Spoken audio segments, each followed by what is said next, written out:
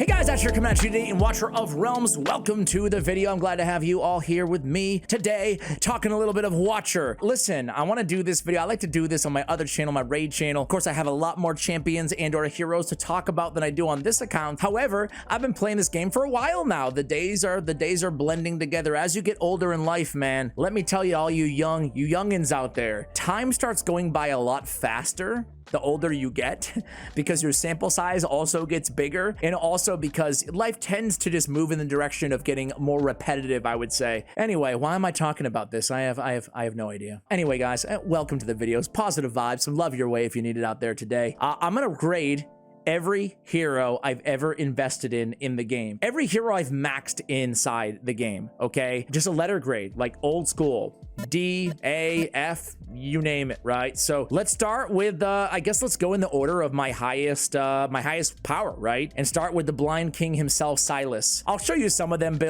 their builds, excuse me, but you guys probably, your accounts are probably the same way as my account, right? Half of even my really good heroes are naked right now because I'm swapping gear or doing whatever, right? So don't judge too hard, I should say. However, this is my Sylas build right now. He's a beast. He's a freaking goat. He's a machine. He's my strongest character. This build was actually a bit massive shout to Fastidious. He rebuilt a few of my heroes in a video a while ago for Gear Raid 3 in Sylas, and well, I'll point them out when we get to them. But this is a Sylas build, and I was interested in this because he actually took the crit rate way down, 81.5. Not that that's ideal, it's not, but he really wanted to get that crit damage, the attack speed, and the attack up. And I can't say I've been let down, right? He's an absolute machine. I have Spirit Siphon on him as an artifact as well. He's totally skilled out. He is my crown jewel, my Sylas, A++++, right? Easy. Setram, the guardian of enigmas.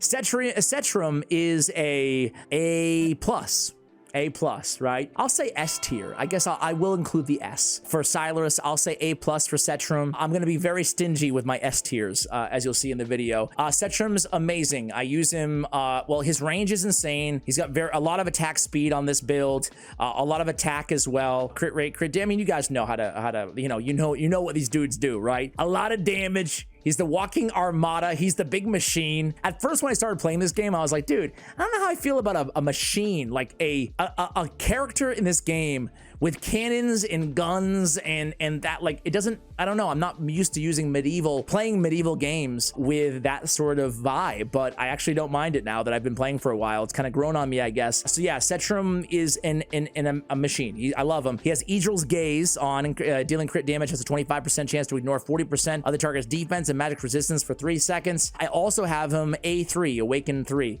Sylas also A3. A+. Ardia, I have her A nothing on Ardia, but Ardia for me is S tier. She's one of my favorite fighters in the game. I guess she's my favorite, not my second favorite fighter in the game, but she's my best fighter. You know what I'm saying? I have a soft spot for somebody we're gonna talk about in a little bit. Her range is insane. You can basically use her anywhere that you want, just absolutely bonkers DPS. Realm Tear on her for an artifact. Yeah, I love her. The highest base attack in the game by a mile, 8,000 base attack. Are you kidding me? Golly, she's everything. S tier. Hex, ooh.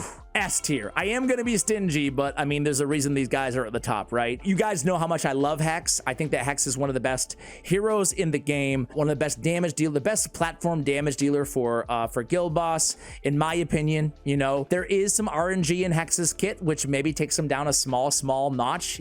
I have him at A2 right now. I could go A3 if I want to use the wild card here, but I don't think I do. Not right now. Either way, Hex is amazing. So much damage. I love him. I have an A5 Abomination. I love Abomination. I will give him I'll give him an A. I really love this dude. I mean, of course, I'm getting the full Abomination experience here. Reduce the damage taken times required. Excuse me. Reduce the damage taken times required to trigger Blood of Agony by 1. Man, that's kind of worded a little weird, huh? But either way, the cool thing about Abomination is he's got like so much attack and so much HP. Like, he's tanky with the HP and defense, and he can deal some really nasty damage too. He has some self-sustainability. I love Abomination.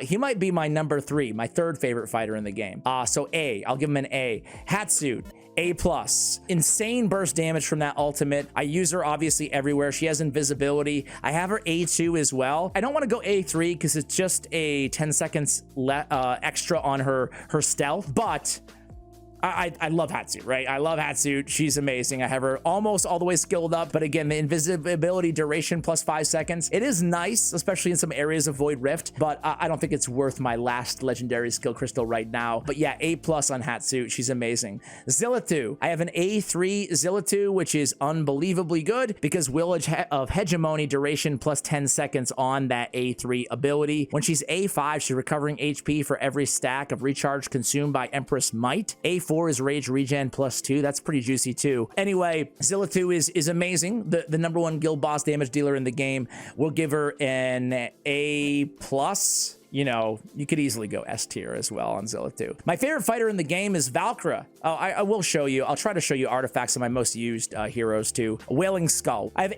Amulet of Arteries, Arteries, my bad, on Valkyra. Valkyra is my favorite fighter in the game. I really love her. You know what? She's my favorite. She's not the best, but she's my favorite. First of all, I have her fully awakened. She is so dang good. I don't have her fully skilled up though. I probably should, right? You know, if I'm gonna invest somewhere. She's so good. She's support and debuffer and damage dealer and great range, right? I mean, I love her. I give her an A. Ajax. Oof. I give this dude an A as well. You could make the case he's an A plus just because of his versatility. Obviously, I've made a whole video about this, but he can now be used in every single faction trial in the game. So I think I titled the video like he went from one of my least used heroes to my most used hero, like literally, because I use him every single day in every faction war, right? The only downside on this dude is he's expensive, man. He's an expensive unit, right? Maybe I should A3 this dude. Now this is trigger chance is on his max his Thunderstrike. Like that's a really good use, I feel like, of the A3. Either way, guys, I love me some Ajax. Unfortunate Skull is the damage received increased by 14%, while AoE damage is increased by 31%. And this dude is the king of AoE damage, right? He has AoE damage on his destructive breath. He has AoE damage on his basic ability as well, right? Eloin, S tier. She's one of the, 2 or 3 best supports and healers in the game. You can use her absolutely anywhere. You need a Dispeller, a Rage Regenerator, and a healer. What more do I need to say about her? I have Euphoric Orb on her as an artifact. I have her at Awaken 4. I could go Awaken 5, but I think that obtaining the Wood Elf immediately after the Grace of Nature, I don't think it's worth me going A5 on her just right now, even though it's a nice thing to have. I just don't think it's much of a game changer compared to some of the other ones we spoke about. But yeah, Eloin's, she's a beast. She's one of the most wanted heroes I'm sure for a lot of players out there. Comet. I put Comet as definitely a top 3 AoE damage dealer in the game, I would say,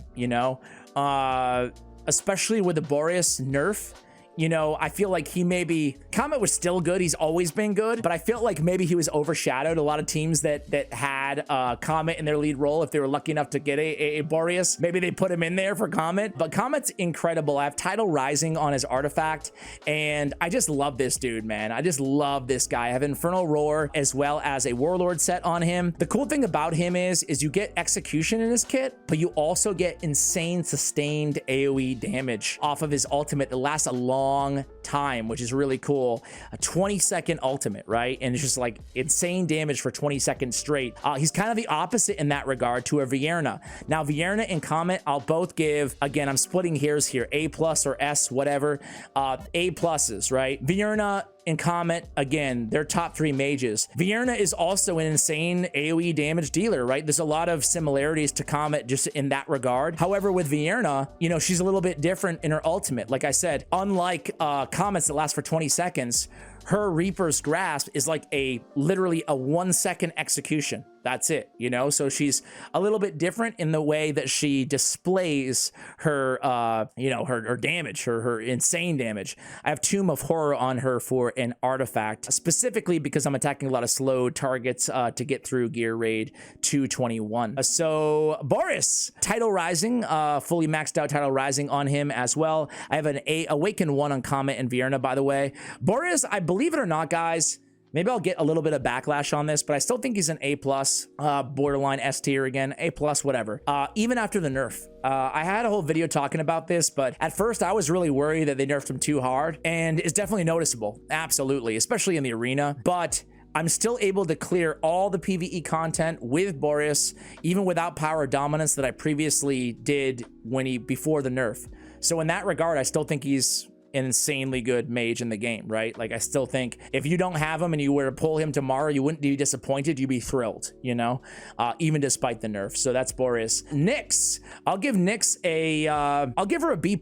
She's expensive, and I think B+ is a great grade, by the way. I've just been talking about like the best of the best in the game so far. She's expensive, but her range is really, really, really good, and she's a piercer. So you can basically use her with like a Lunaria or a Racha if you're lucky enough to have her, and get even more extended range. One of the best range AoE damage dealers in the game, if not the best, I would say.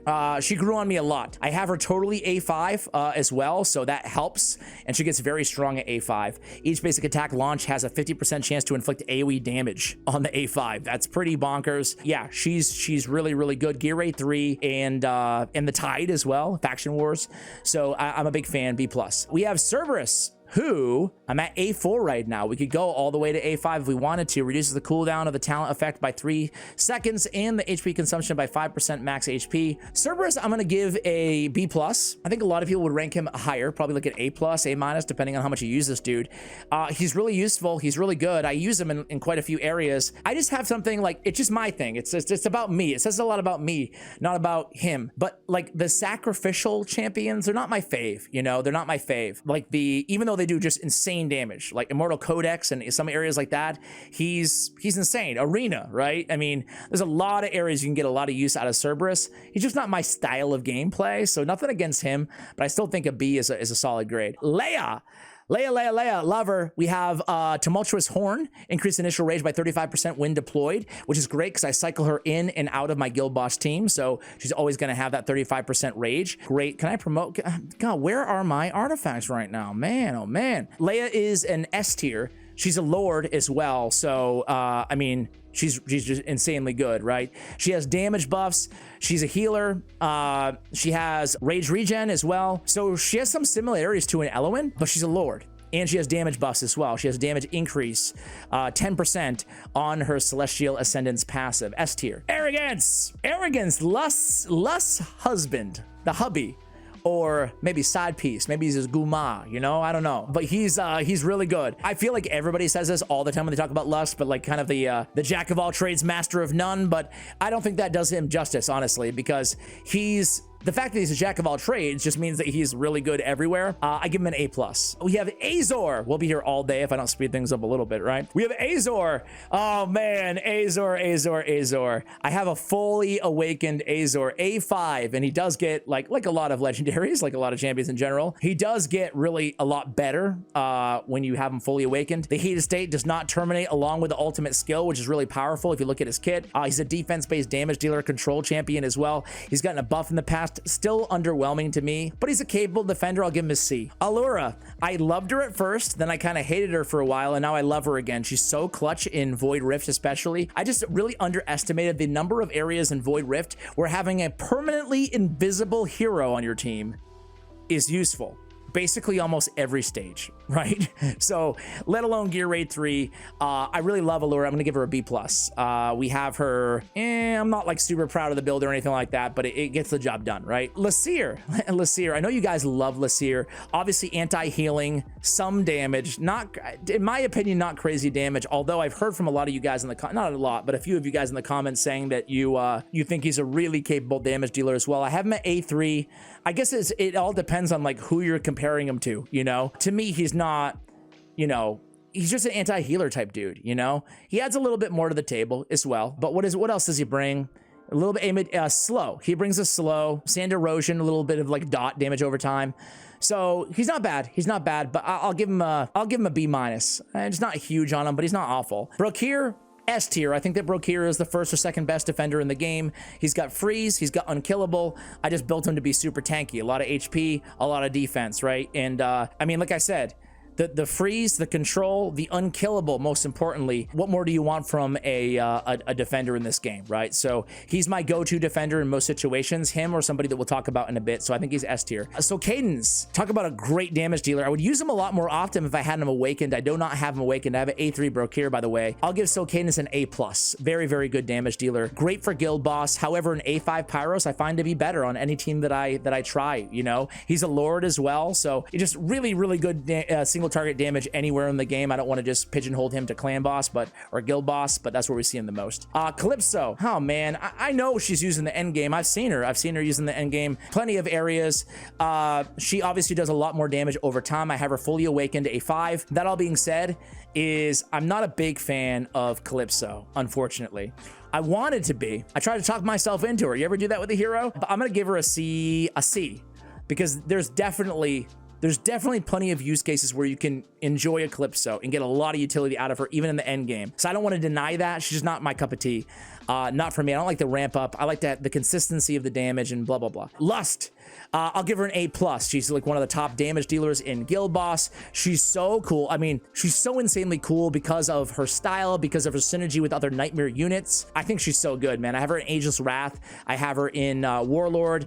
I think she's better. I made a whole guide on her. I don't think it's the best set, Ageless Wrath, for her, but it's definitely good. I have her in Artifact Flux Pendant on her as well, and I can't upgrade that either. I love her range. The 360-degree range is so great. It allows for some real creative positioning with her, which I really appreciate. Regulus. I'll give Regulus the ally protector of Watcher of Realms with some rage regen on his basic as well, which I really love. He's a nice defender who really grew on me quite a bit, right? He also has immunity to damage too. So I'm going to give him an A-. I think that a lot of people sleep on Regulus, and I did for a long time. I have my A4. Fursey, you guys know how much I love Fursey. I'm going to go A+ on Fursey. Really, really good healer who I slept on for a long time. He's a very capable healer. You might not really know it from looking at his kit because it's like one ally in range on the basic, that's it. But he heals more on his ultimate. He gives inspiration like a la Dolores, not as strong as Dolores, but he has inspiration. Second platform unit in the game to have inspiration, I want to say. But he also brings AoE damage mitigation. He also brings, he has AoE damage mitigation there. And then whenever an ally in range receives AoE damage, recovers, their received healing is bumped up as well. Really good with the inspiration, the healing, and the damage mitigation. I feel like he's not as good as a Leia and an Eloin, but he's like one notch below, I feel like, personally. So I'll give him an A+. Zealous. Oh, you guys, some of you guys give me crap about this, but I'm not a massive fan of Zealous. I don't think he's awful, but for that cost, 22, I think he's a little bit, I want him to deliver a little bit more. I've talked about this before. I actually like Zealous. I think I'll give him a B- because I think he's good. He can deal some damage, which is really cool. But the bummer on this dude, and I have him fully awakened too, so like I've used him a lot, right? The bummer on him is I think that I really wish that his debuff, which I think is like one of the highlights of his kit, right? I wish it was 15, 20, 25% magic damage taken, you know? I wish this was a little bit more significant given his cost. Either that or his cost reduced a little bit, maybe like a 19 or something like that. I don't know. That's just me. B-. Shamir, F. Dude, everybody told me, not everybody, but people told me just build him with more attack speed and he can slow anybody down. Listen, I'm saying an F, but here's the weird thing about Shamir. I'm just going to be real with you guys. He sucks everywhere in the game. He's an F everywhere in the game. But for whatever reason, he's so unbelievably good in faction trials, you know? Like, I would not be able to clear faction trials at all, Northern faction trials, if not for Shamir. So I guess given that, I can't. I have to give him a D or something, a D+, a C-. I don't know. Other than that, I think he's pretty trashy, but golly, he's really good. He's good because he's a great controller with his basic, with drowning water, movement speed minus 25%, right? And he can actually deal a little bit of damage too in a limited, you know, use case in faction trials. So he has use case, which is nice, right? Which is the cool thing about this game is you can almost say that for every legendary, they have some sort of use case. I have Apsan at A4 Awakening. He's pretty cool. He does more damage against every target with air. Like he's an anti-air fighter with good range too. His range is right there. He can kind of like an arrogance or whatever. He can hit to the sides too, which is really cool. I'll give him a B-. We have King Hars. King Hars, I love his Lord skills so much, But outside his Lord skill, where he gives everybody on the entire team a shield, I think that he is an average legendary defender. But then you add the Lord skill, right? That's kind of how I feel about him. I've played him around a lot. I don't have him like awakened or anything, but I'll give him a B-. Lord skill's great, but half the time I don't even use him, you know? Sadie, I'm a big fan of Sadie. I mean, I've given grief to heroes that we've talked about here who are expensive. Well, Sadie only costs 9, and you get like the AoE heal, the 360-degree range, which I really love apparently, and then you get her amazing damage reduction as well. A very unique unit. She's like the Regulus of healers, I feel like, and I think that she's good outside of just Gear Raid 2, which she's known for. So I'll give Sadie a A-. Gwendolyn's weird, man, because she doesn't heal, she just gives shield, you know? And honestly, she gives a dang good shield, you know? So like, that's where I have trouble ranking her. At the end of the day, with Gwendolyn, I'd rather have Vortex. And I think that's all you need to know about her, you know? Even though she can be a capable support champion and shielder in the game for sure, I feel like you can even get by Artifact Material Raid just using a Gwendolyn, you know, as support. So that's a good shield. That being said, to me, she's very one-dimensional. I'll give her a C+. Valeria, still one of the better DPS output fighters inside the game, even after they fixed like the bug with her that really helped her stay alive longer. I will give her an A+.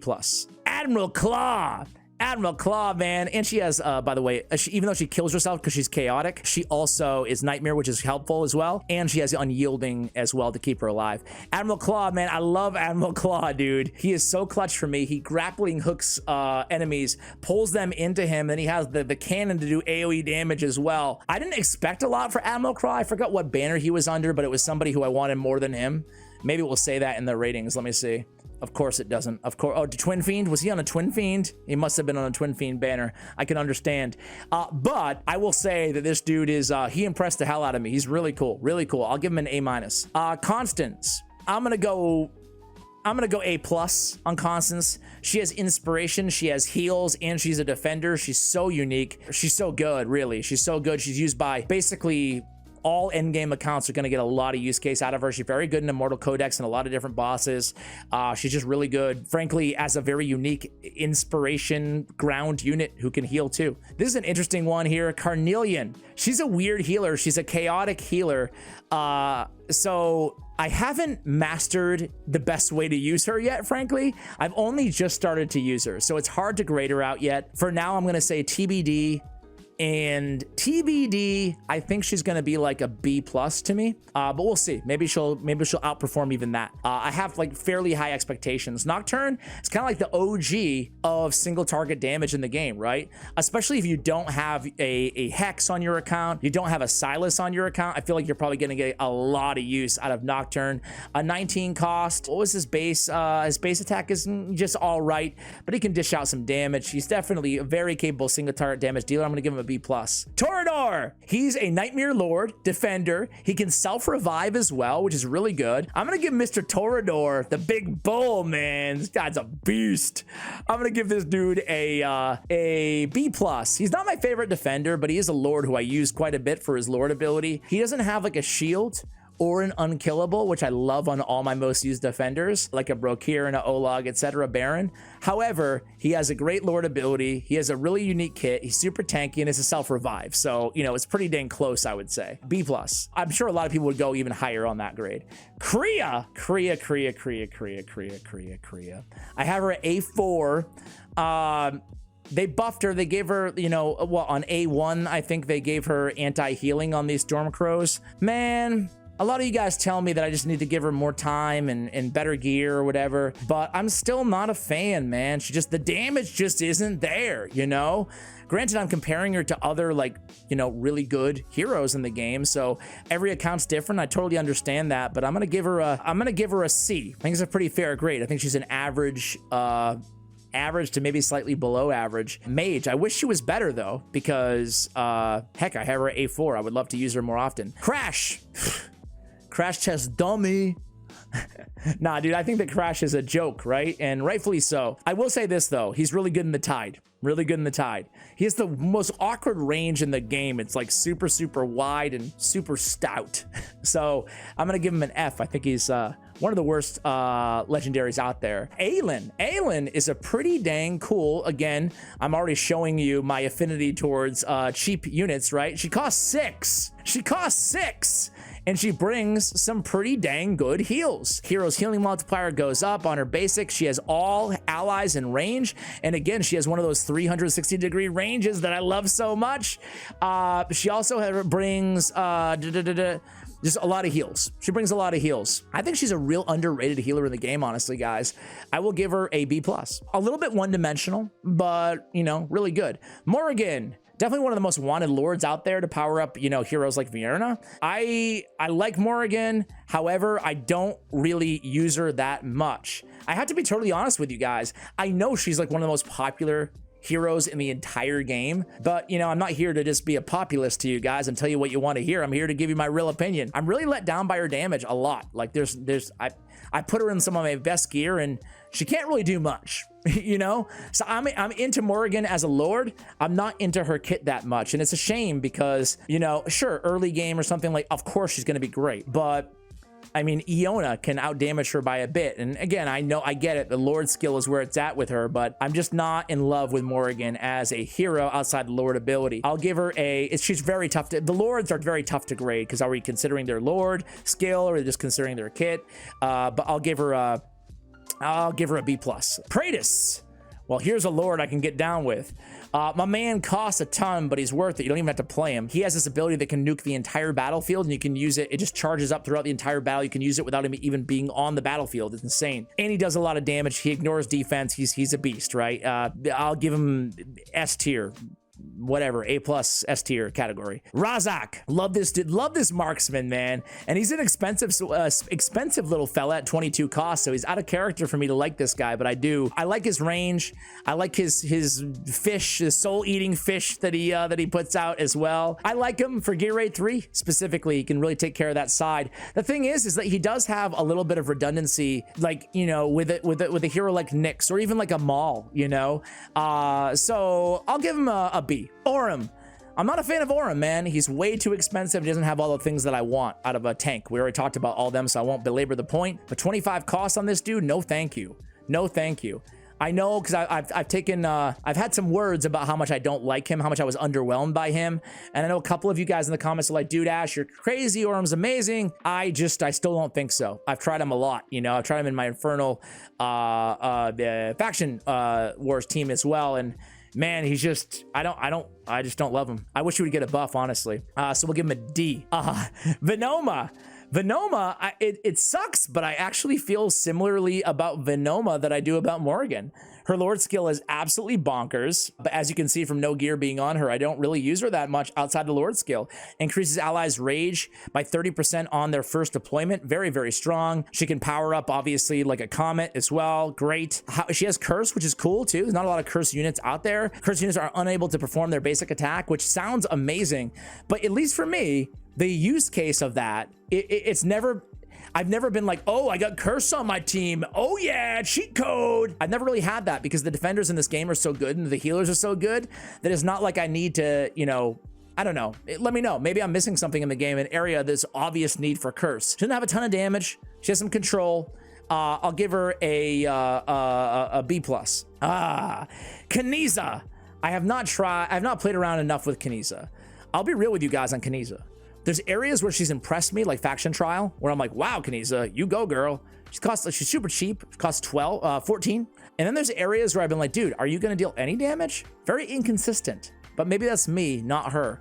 So I almost want to give a TBD on this, but my gut is like a B-. Volca, I think she's like A+ because of her skill, really. Like the amount of area, kind of like a Laurel. Which we'll talk about in a minute. She's very tough to grade because it's like, yeah, she's insanely good. Because no one can do what she can do at A1. Allies revival time minus 25%. She's so essential from guild boss to other areas of the game. It's just, she's just next level, you know? So I will give her a, again, an A+. Ezreal. We're gonna go ahead and give Ezreal a B. We're gonna give him a B+. B+. That might be my most controversial pick of the video. I think I'm gonna do a separate video on my epics because I have more epics than I do legendaries, and I don't want to do an hour-long video, but I'll release this if you want to see it. I'll release my epics and rares later this week if you guys want to. Just let me know. If you thought this was a boring video, then give me a thumbs down, and what are you doing still watching, right? Ezreal's so cool, man. So cool. He's not the best healer. I mean, look at this gear I have on him. I don't even know why I have this gear on my account, to be honest with you guys. He's not the best healer in the game or anything like that, but he's definitely incredibly unique because he can use his Enlightened Breath and his Verdant Rejuvenation, his ultimate, basically 2 healing abilities on anybody anywhere in the map. A little bit of a healing penalty there. And then he has this talent that you know, it will basically keep him alive. Very, very unique healer. In some scenarios, you can use an Ezreal to do the job of 2 healers on the map, which frees up obviously an entire hero slot for you guys, and you know, you can do some amazing things by that freed up slot. So I think that people honestly don't respect that ability enough to what it can free up and the value over replacement in that regard, right? So I give him a B+, maybe A- even. I'm really high on him. Durza, well, I think that Durza's an F or a D. However, I don't have him fully maxed out, and I haven't used him enough to really give that grade. I don't have him all the way promoted either. So guys, we're gonna wrap this video there. Hopefully you've enjoyed the video. You know, I tried to give you, especially on my most used heroes, an indicator of where I use them and what artifacts and how I have them geared out, but we kind of got away from that as we went down to my least used legendaries. But anyway, guys, let me know who you agree with, who you disagree with in the comments below, and let me know if you want to see one for the epic champions that I've invested in as well. Thank you for watching, and as always, take care, guys.